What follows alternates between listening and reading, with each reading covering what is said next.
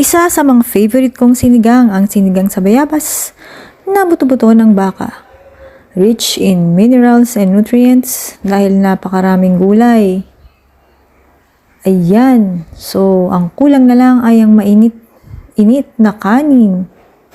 Dahil sabaw pa lang ay ulam na. Ang sarap higupin ng sabaw ng sinigang sa bayabas. Tara, samahan niyo ko magluto nito.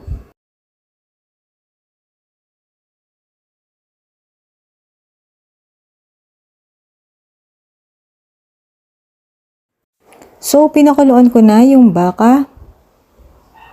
Mga more than 1 hour yan bago lumambot. So, pag kumukulo, meron niyang lulutang na dumi nung baka. So, tanggalin niyo yun, yung mga dumi na yun. Ayan, marami.